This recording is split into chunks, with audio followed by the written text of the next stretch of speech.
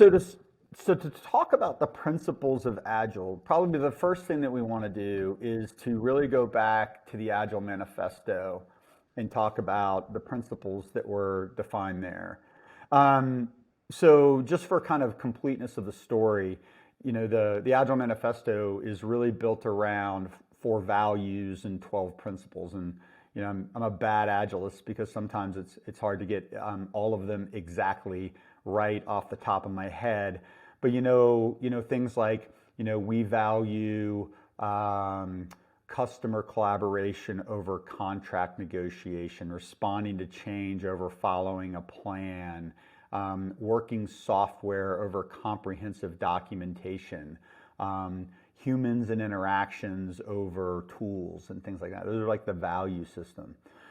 The principles that were articulated by the manifesto, and I'm going to cheat here a little bit, and I've got them on my screen and read them. It's like our highest priority is to satisfy the customer through early and continuous delivery of valuable software. Welcome changing requirements even late in development. Agile processes harness change for the customer's competitive advantage. Deliver working software frequently. Business people and developers must work together daily throughout.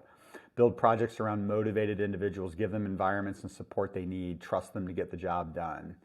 The most efficient and effective method of conveying information to and within the development team is face-to-face conversation.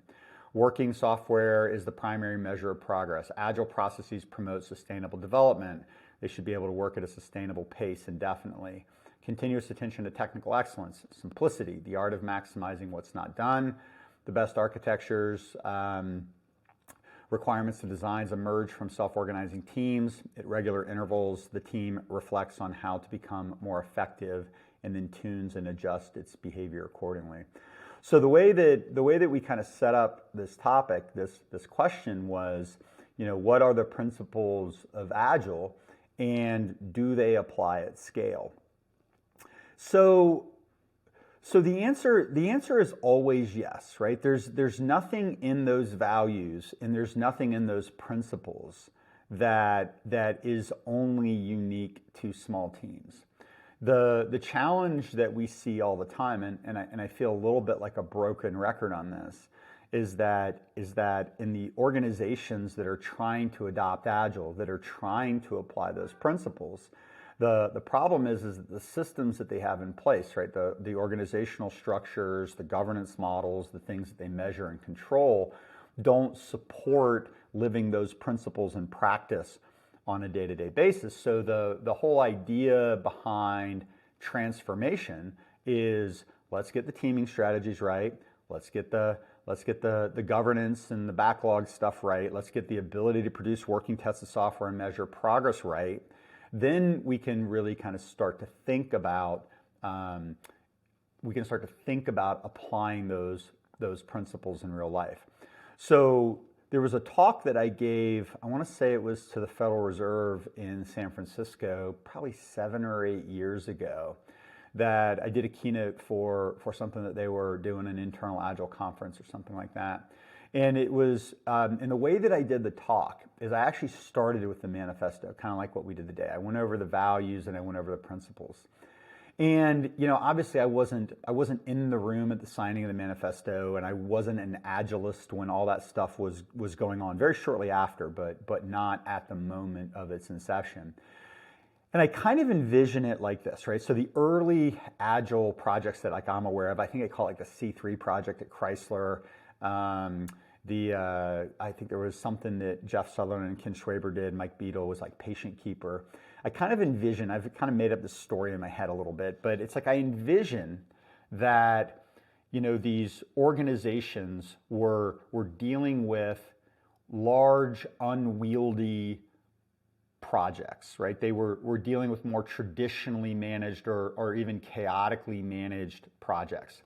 And what they did was that they did this typical kind of war room behavior where when a project is in crisis, a lot of times what organizations will do is that they'll pull everybody into the same room. They'll set up workstations around like a big central table. They'll put whiteboards up and sticky notes up, and they'll just make everything visible. Because when you're in crisis, then the best way to get out of crisis is to pull everybody together, pull them together with the customer, make decisions in real time, take out all the latency, all that kind of stuff. And so in that context, what started to emerge were practices.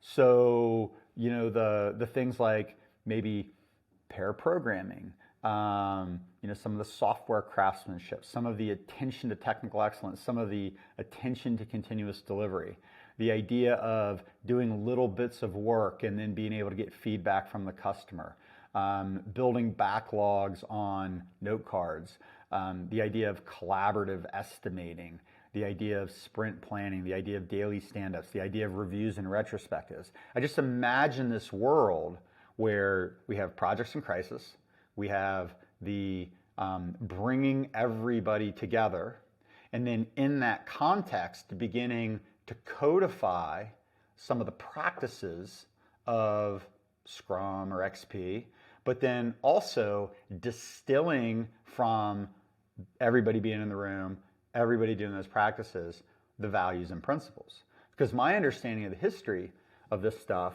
is that what happened is that we had 17 people that were doing agile type things around the world.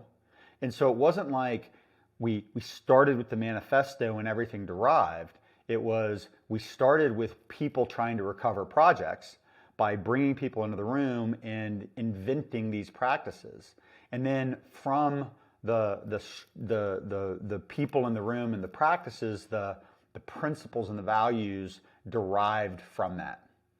And so what I think's interesting a lot of times, and this kind of goes back to that keynote that I did, what I think's interesting about Agile sometimes is we think about Agile as a value system from which everything else kind of flows.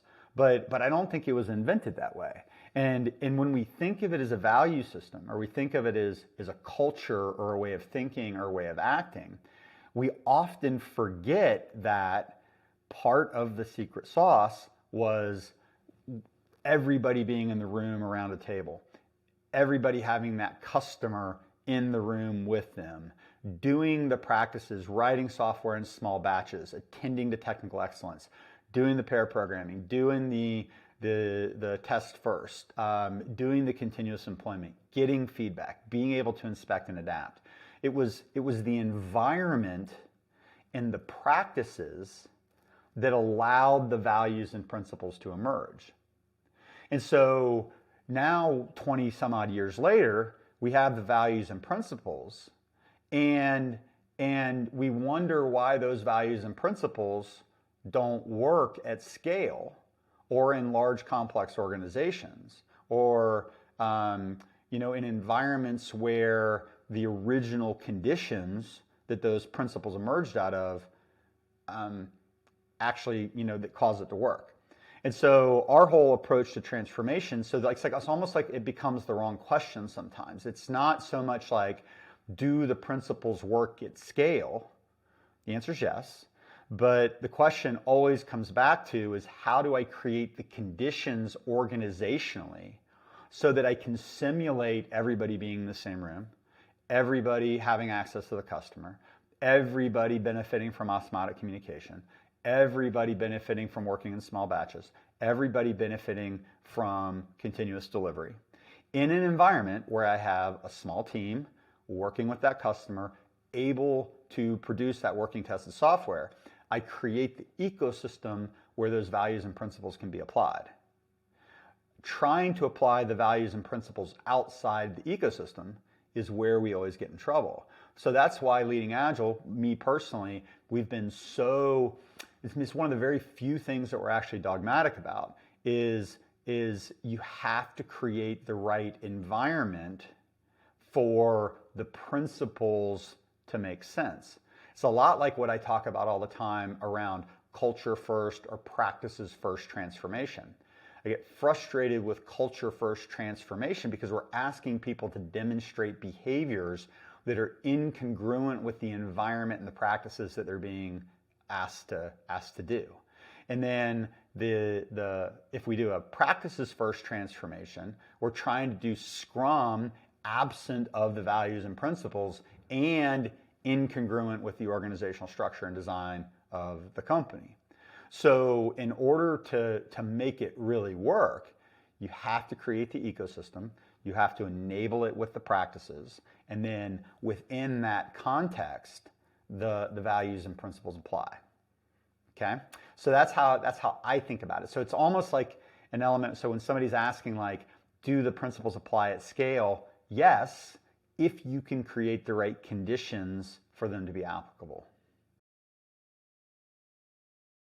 All things, like everything that we do derives from the three things. Everything.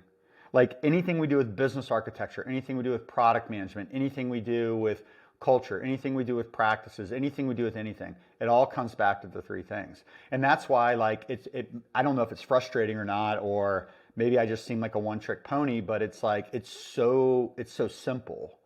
And like everything comes back to a proper understanding of that. So let me see if I can build on a little bit. So if you look at like what Leading Agile has historically done for about the last 12 years or so, is we have this talk that I gave at a Scrum gathering, maybe 7-8 years ago. Daniel Gullo invited me out, and I built this deck I called the Three Things. And where the Three Things deck came from was this realization that I had, building on the last little bit that I said around having to create the conditions that enable the practices that allow the values and principles to be applied.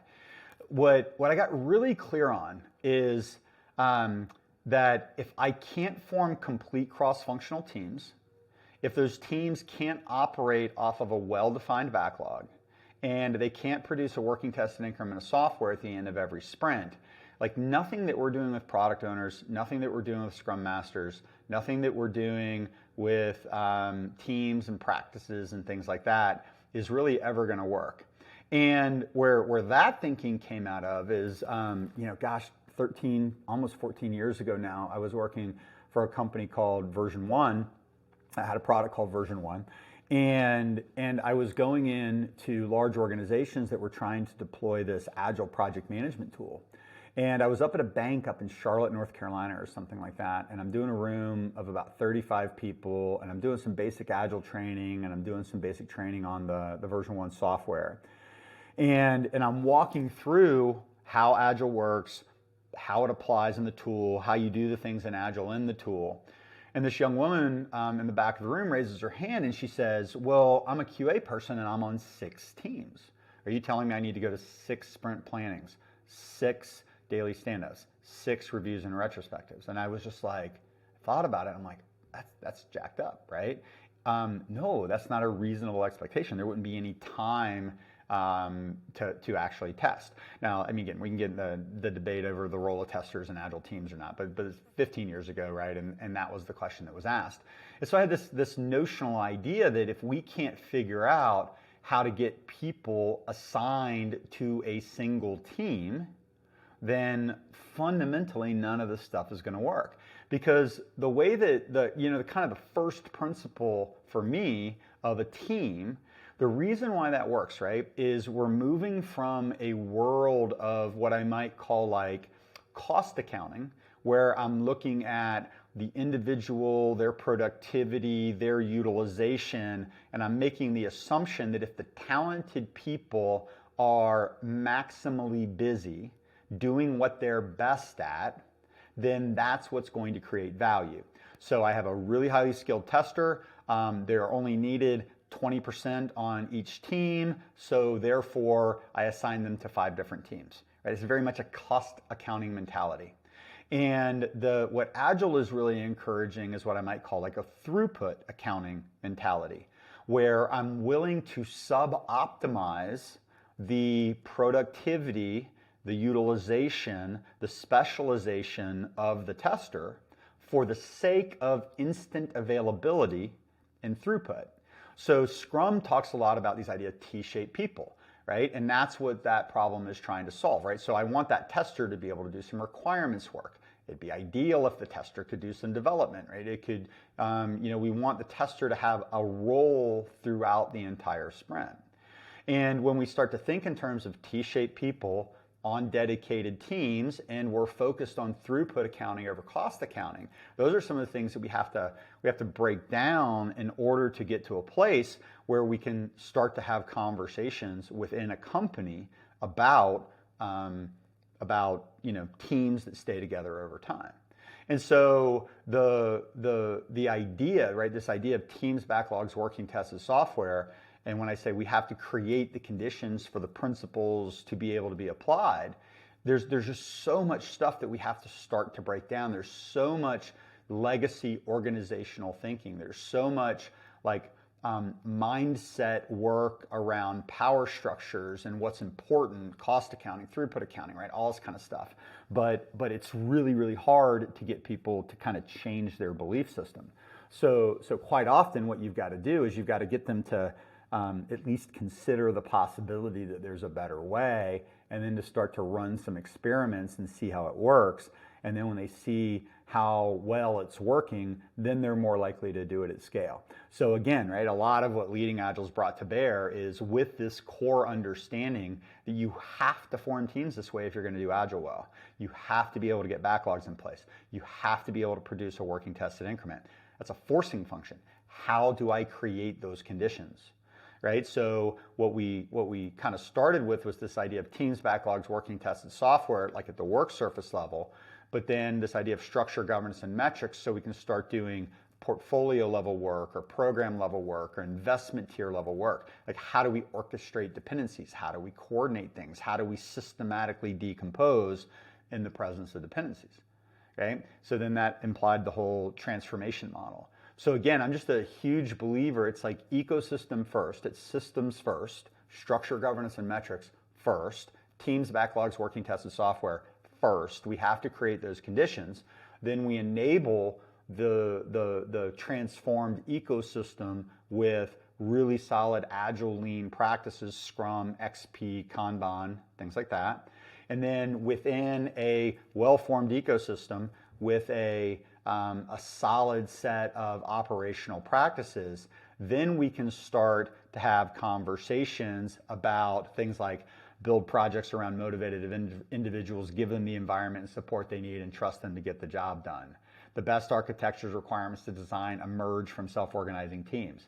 If I don't have a team that has those conditions, right? Everybody's in and out, everybody's all over the place. How do I get a self-organizing team to emerge in architecture? Really, really difficult. So it's like everything hangs together, and that's what a lot of times I don't think people fully appreciate.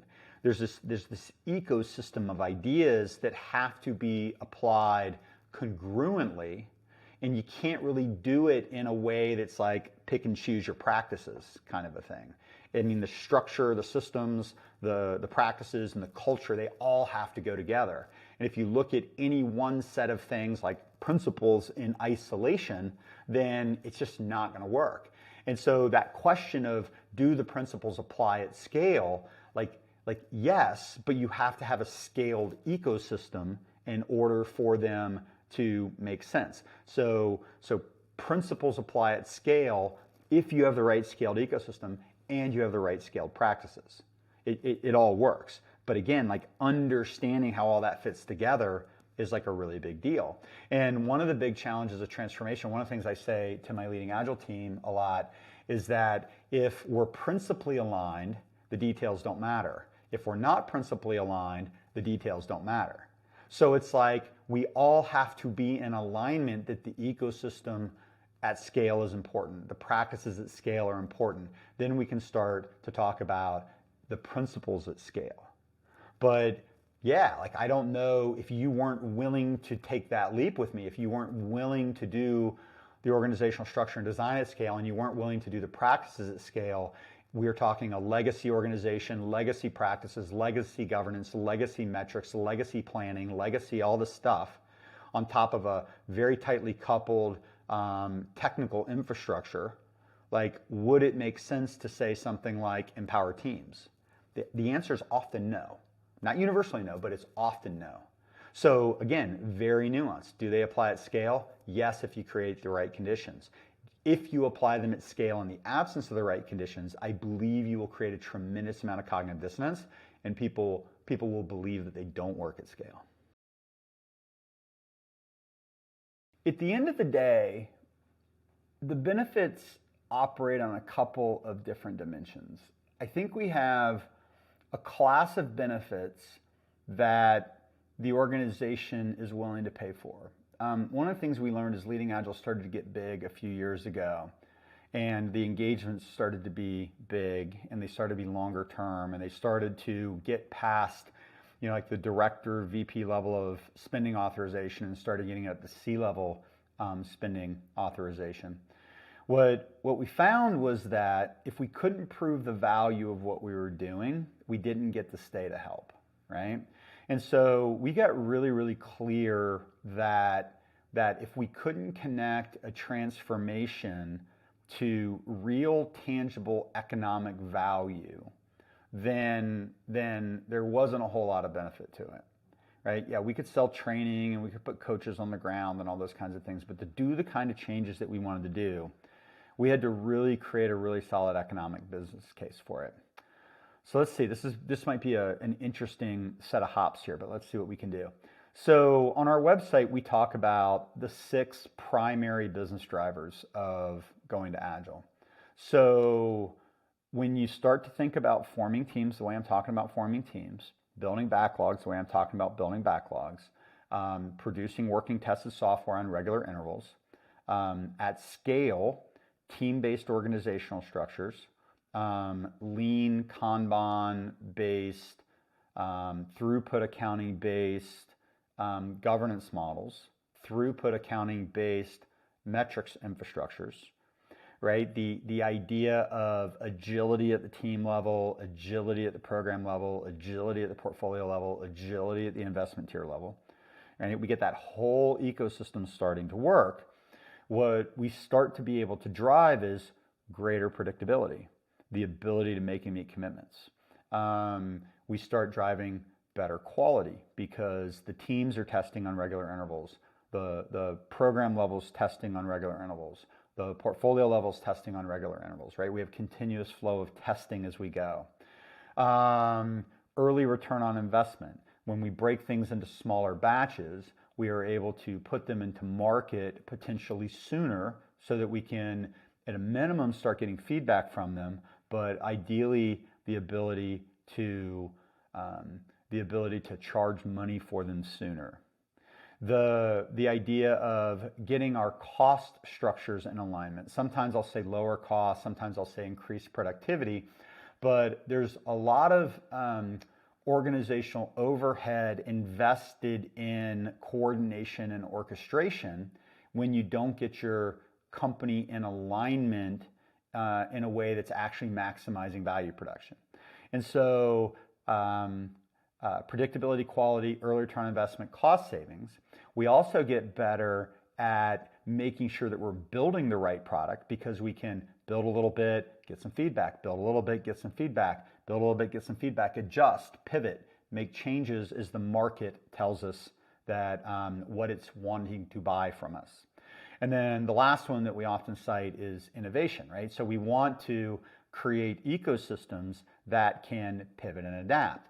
So if you're building one kind of hardware software solution and a global pandemic hits and you need to pivot to building ventilators, or you need to pivot to building, creating PPE or something like that.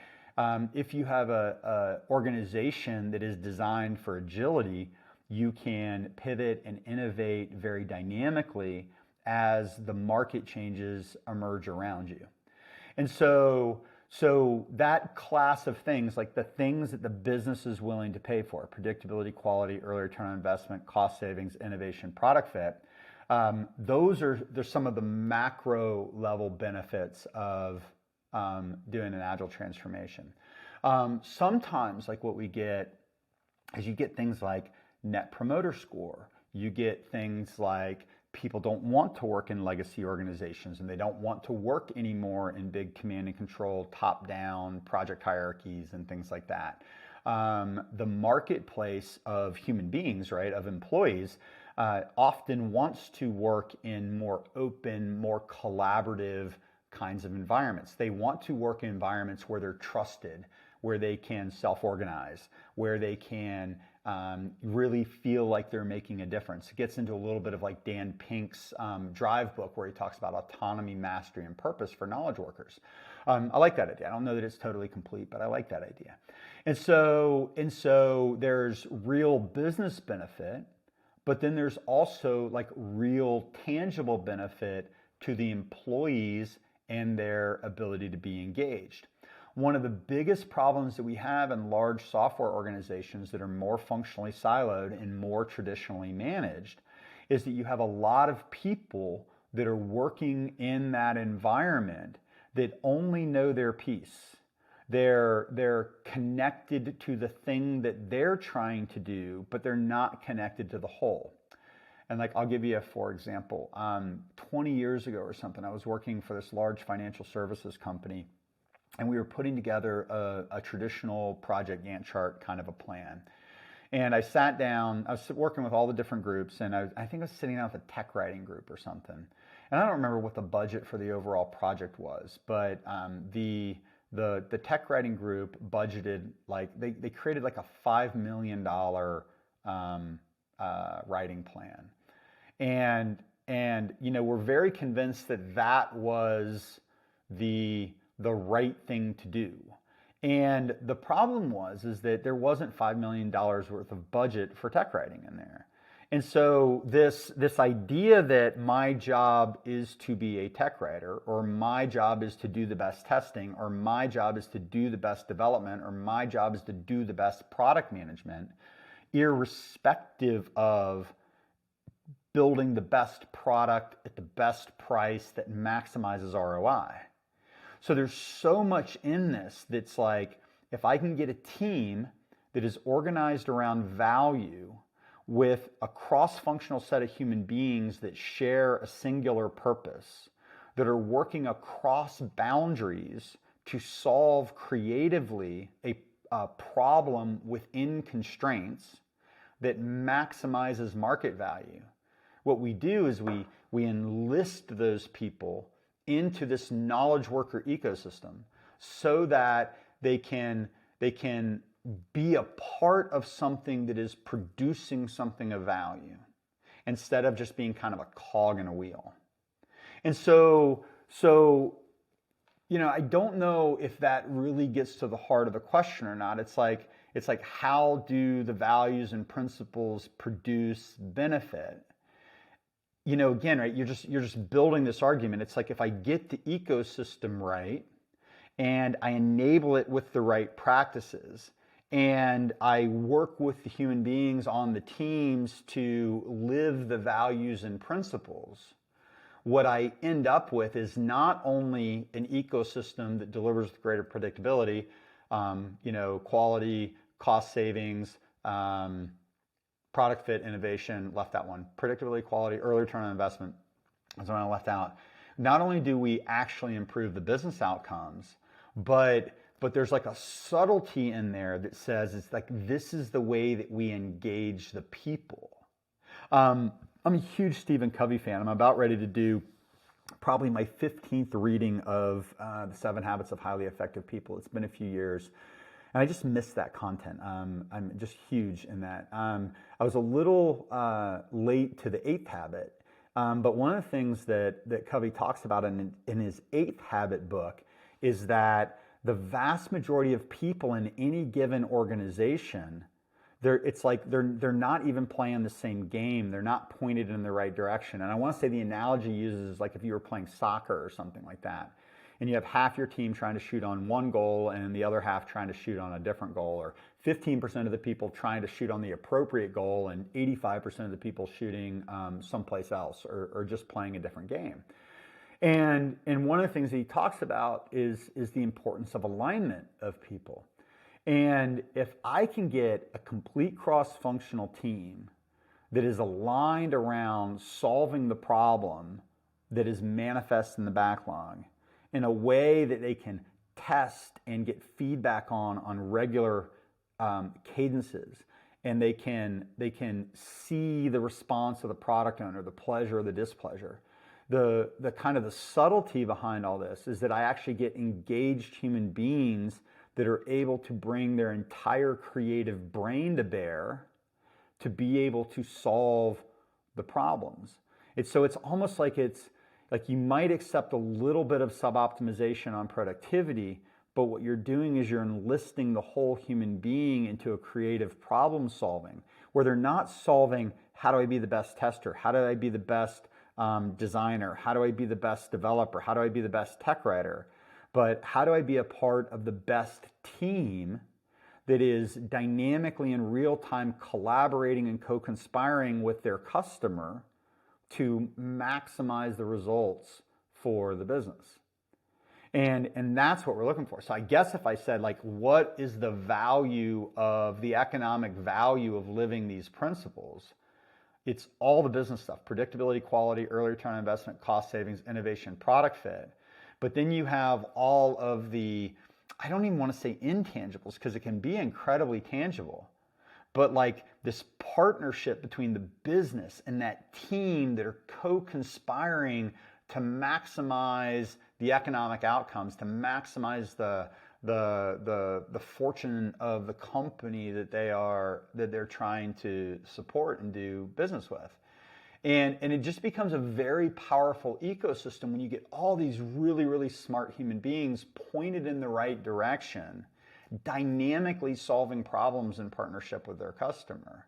And that's really what the manifesto is really trying to say. It's really trying to say, empower your people, let them be craftsmen, let them engage, let them collaborate, let them talk with each other, let them co-conspire with each other and the customer to maximize the benefits and the quality of what it is we're trying to do. But the hard part is, if we don't get that ecosystem right and we don't enable it with the right practices, then everything in a waterfall, functional, siloed organization actually works against those goals.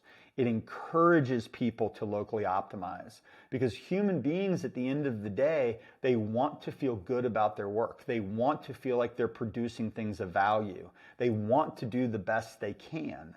So we have to put them in a new context where the best they can, where success is the production of an integrated application, not the production of a document.